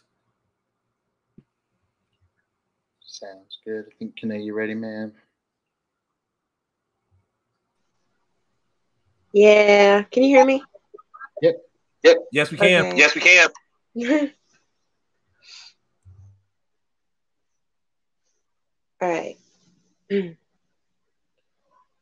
This poem is called Woman. I think I was about 8 years old when I was first addressed as a woman, which is funny because at 8, I thought that woman meant princess. Princess whose beauty left men speechless. I guess I thought that princesses were respected. My fairy tale was shifted into a harsh reality when a man old enough to be my father told me that my butt looked good. 9. The first odd touch happened at 9. I had no sense on whether this touch was wrong or not. The moral correctness of this action wasn't something that I was old enough to understand, but details aren't something that I can get into. Skip to 11. 11 was when it first told itself that it was ready to become a woman. At first, I thought I was dying. I didn't know I had to go through scary red initiation, but the joke was on me. A man had already decided that I was a woman before my own body did. 11 was when I began taking cat calls as compliments and convinced myself that their barking was what marked me valid. 11 was the year that I was introduced to the consequences of the curves of my body. 12, I had my first kiss. It was forced, and it felt wrong, yet I didn't know why, but I went with it. Sandpaper lips, scratching against my own, my subconscious warnings falling on deaf ears. 13, my best guy friend grabbed my boob. I backed away, but I said thank you. I said thank you when I really should have said screw you.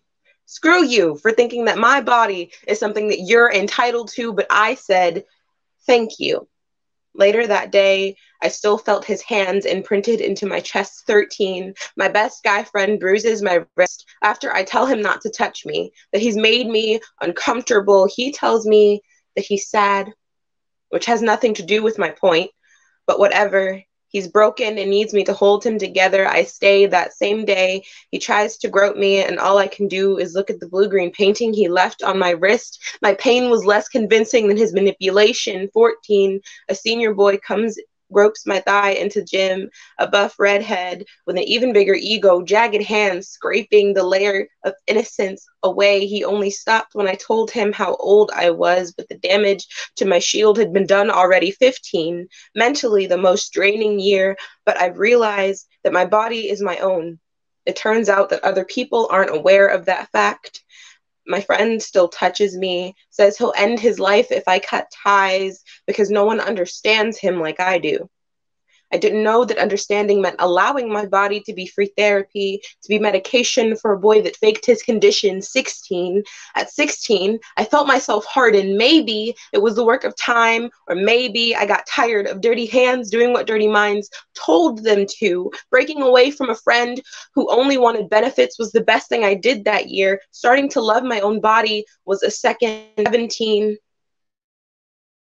to me, but I've decided that this is the year that I refuse to let myself feel anything but beautiful. 17 is the year I refuse to let myself think that a boy is what makes me worth something. This is the year that I will let myself feel like I am worth something. 17, this year, I am truly a woman.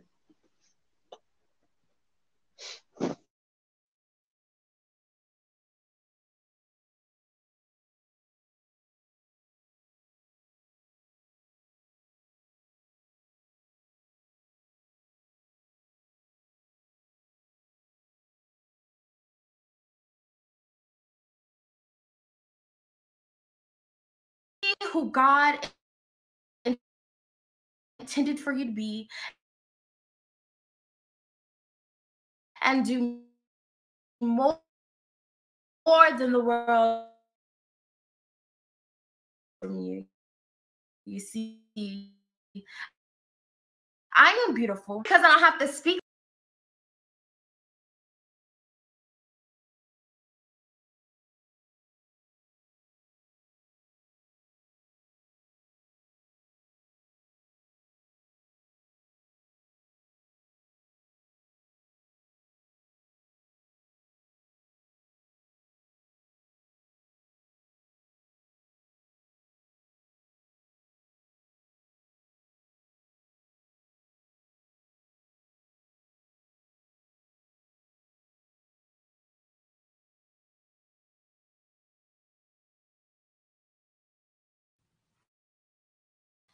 My mother always told me, be who God intended for you to be and do more than the world expects from you. You see, I am beautiful. I am strong. I am a woman. What speak to make a crowd rise from their seats. I'm a queen, like my ancestors, despite what ignorant people may think. I'm sweet. Until you're present, I'll let easier remove you from my face. I'm social.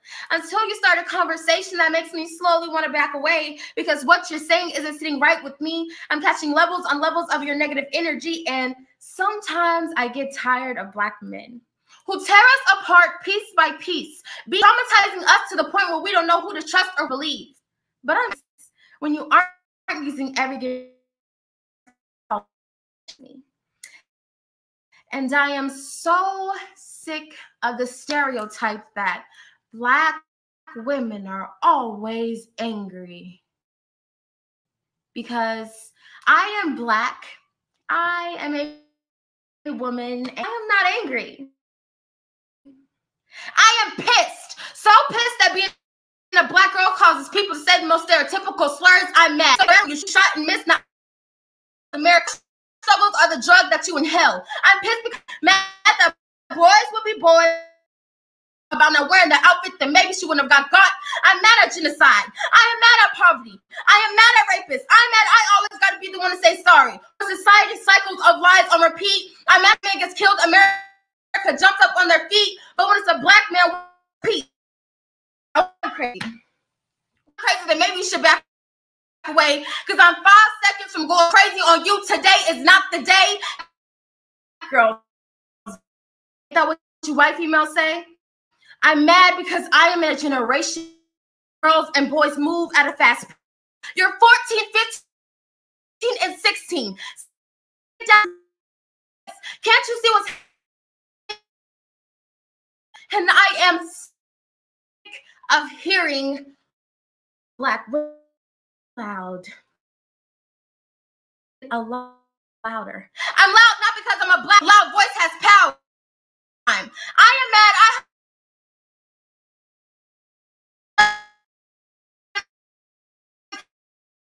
That if it's a competition between me and Karen gonna always win. Period. So don't ask me. I have a job. They want to interview me for the 2020 jobless nigga. I'm mad at coronavirus. And they always have to ask the Black woman for the favor. I'm mad that half are happening. They get to decide they want to see color today or not. I am irritated. I'm pissed off.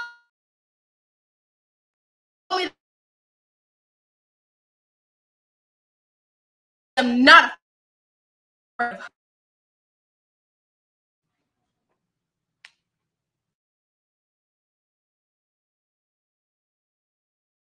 So we're having problems with the videos that you guys sent in. I don't know why they're doing that as far as coming in blurry. So what I'm going to have you do is I'm going to have you do have Kanae and Natalie do one more, and we'll try to fix it. If not, then we'll end it from there. Sounds good?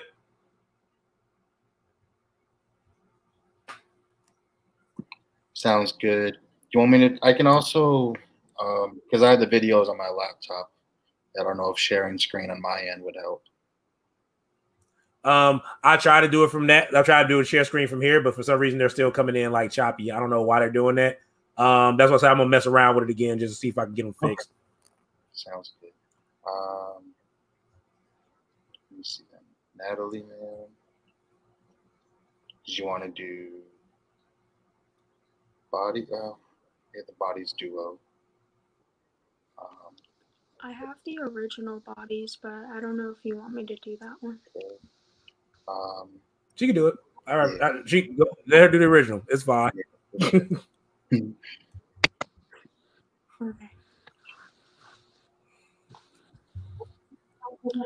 3 days after your 30th birthday, you decided to join the police academy.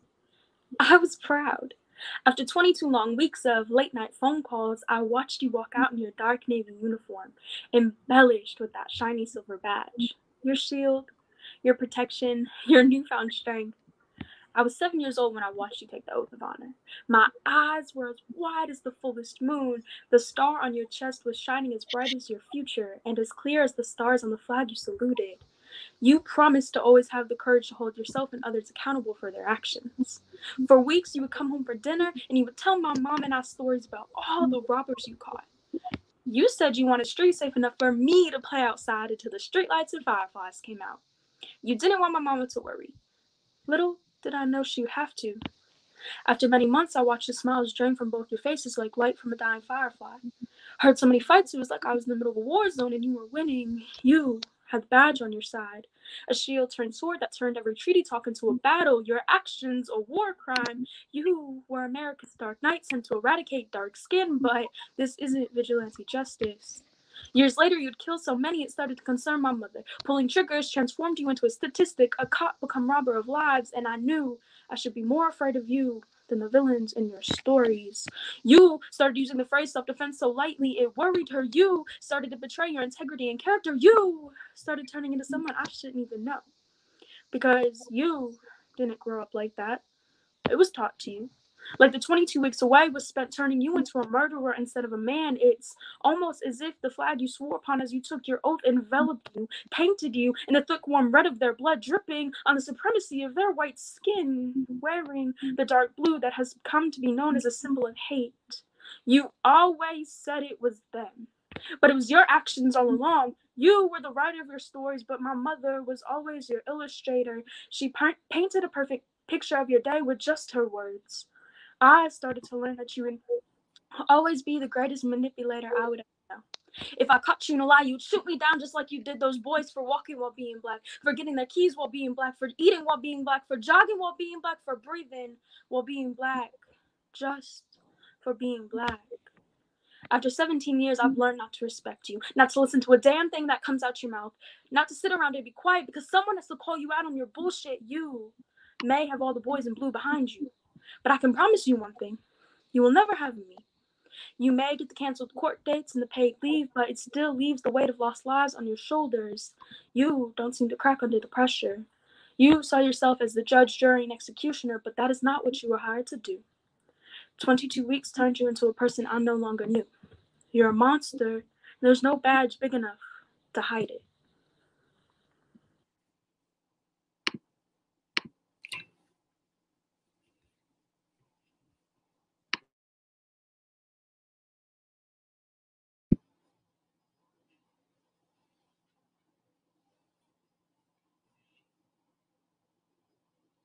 Want to go ahead and do Kane?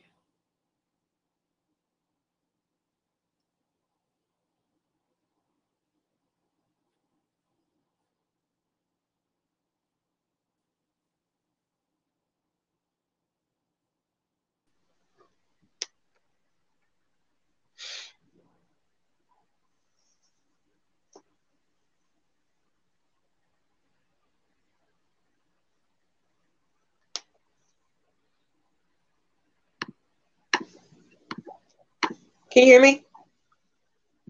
Yep. Okay. This poem is called White Feminism.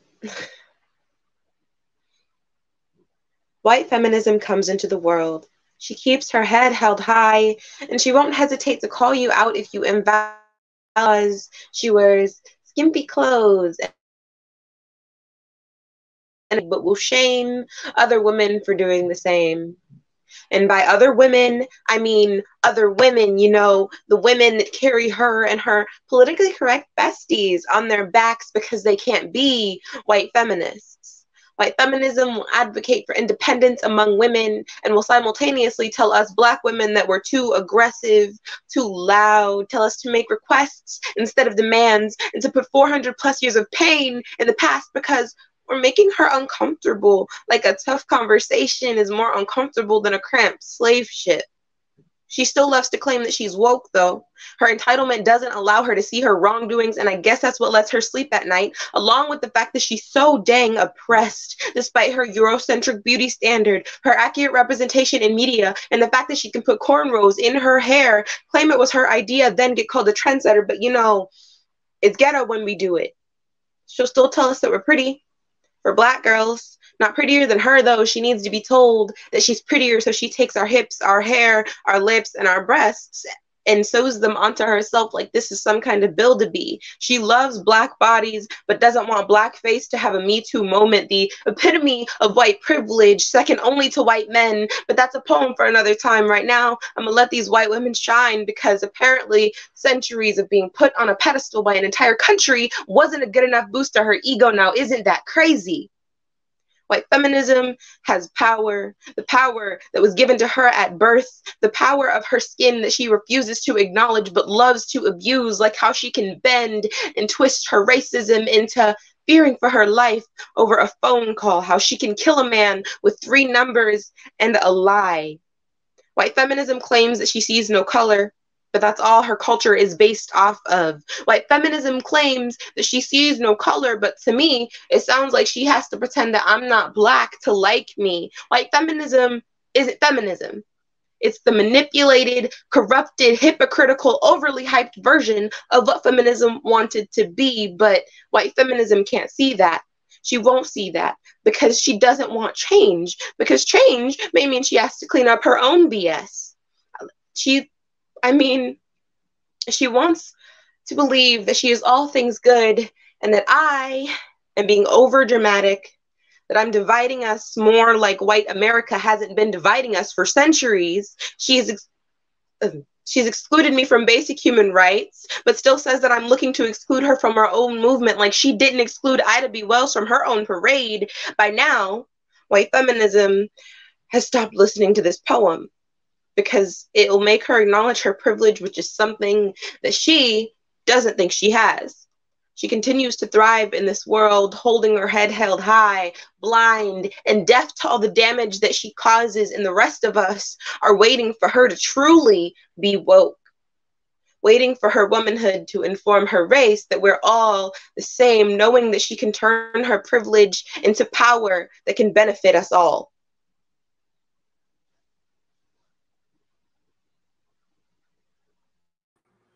So I'm going to bring everybody back in real quick. Let's see. So we were having technical difficulties with the videos, but this is what I'm going to do. So Joe, with your permission and Nicole's, what I'm going to do, because I know y'all kind of told me about this like before the show started. So I went ahead and did something. With your permission, if possible, what I'm going to do is once the show is done, the videos that y'all sent me, I made a 17-minute video of all the poems y'all sent me. And what I will do is I will post that on the event page, and I will also share it tomorrow. So that way, for everybody that missed the performances that we try to get, it'll be like the makeup performance in a sense. So they get to like sit and watch them perform. So that's all the poems that I couldn't get a chance to play, like Colette, Green Eggs and Mask, and dichotomy and everything like that.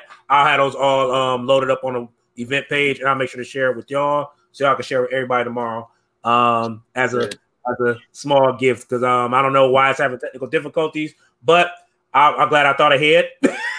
So I have that for you guys. How's that sound?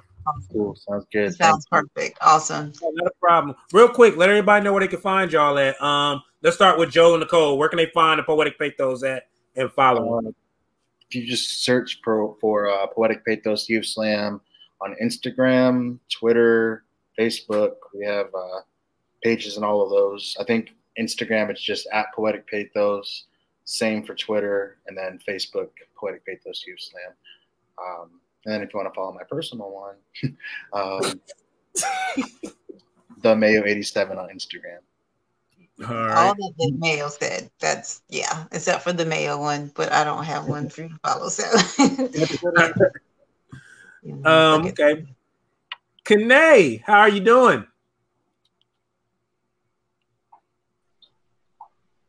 Oh, I'm fine. You're fine? You're fine? Huh? I'm coming in choppy. Hear that? I'm coming in choppy. There's just an echo going on. With you. Hold on one second. See that? See that? All right. I still hear echo, but can anybody find you on social media? Oh, I have an Instagram. It's like an X tired _ artist X. I should probably write that down in the chat just because like no one's gonna remember that. But yeah. All right. Thank you. And Natalie, where can everybody find you at? I'm on Instagram and it's fw.page.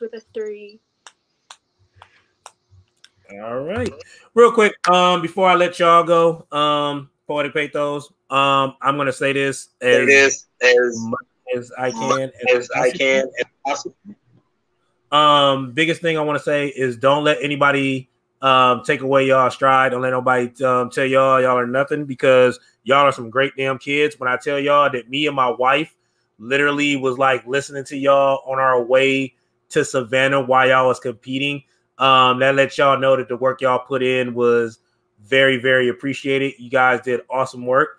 You guys deserve your rank. You will always be known as third in the world of 2020 Brave New Voices. Nobody can never take that from y'all. And make y'all coaches give y'all many trophies or medals so y'all can hold that. I'm holding them accountable for that. So you heard it here first. Poetic Pathos, thank y'all so much for blessing us. I appreciate y'all tremendously. Thank y'all. Please be safe tonight and safe this weekend in the world. Thank you guys so much. Thank you. All right, take care, guys. All right, guys. Well, that is our show for tonight. I appreciate everybody that had a chance to tune in. Like I said, I apologize for the technical difficulties. We tried to get the videos of the Slam team put on here because there was a couple of members that couldn't make it, but there was technical difficulties. But the good thing is I will be uploading that video so that way you guys can check it out and support the Poetic Pathos Slam team. They're a great bunch of kids. They got great coaches, and they're definitely doing the work. And if you're in Fayetteville, definitely support them because they are the third ranked slam team in the youth in the world. So you can't go wrong with that. Before I end the show, once again, if you guys are available and want to take part in our festival coming up next month, September 23rd to 26th, and want to jump on our open mics, you can participate in one of our open mics by going to SERNC2020.eventbrite.com. You can sign up to be on one of our open mics, and it is absolutely free for you to participate, to join on our open mics. Go to that site, go ahead and get you a spot. And if you didn't get a chance to hear it, you can go to my website tonight and you can pre-order your book 310, A Poetic Journey Through Life Hacks, which goes on pre-order tonight. It begins tonight. poetryemotionnc.vistaprintdigital.com. Once again, if you pre-order the book, you get an autographed copy. You don't have to worry about shipping, handling, or tax. And you may get you will get the book earlier than its release date, which is October 3rd. So this is a perfect chance to go ahead and grab that pre-order book right now while you have the chance. So once again, 310, A Poetic Journey Through Life Hacks. Go ahead and pre-order that book at poetryemotionnc.vistaprintdigital.com. And once again, you get an autographed copy of the book. You don't pay any shipping, handling, or sales tax, and you will get the book before its official release date, which is October 3rd. Once again, thank you guys for tuning in to this wonderful event. I am very appreciative of you guys tuning in, and we got a lot coming up, guys. Definitely with the festival, definitely with a lot of other stuff happening. Please, if anything, join the page Poetry in Fayetteville. We got a lot of stuff happening, a lot of events that's going on, and I have a lot of other stuff that's happening, but it's too much to name, and we've done a good job tonight. So once again, shout out to Poetic Pathos, the third ranked youth slam team in the world, for tuning in, and their Fayetteville's own. So definitely support them. Definitely look them up on Instagram and Facebook. So that's all I got, guys. If you have any comments, concerns, you know how to reach me, LJ Bowens. And other than that, that's all we got, guys. Please be safe. Always remain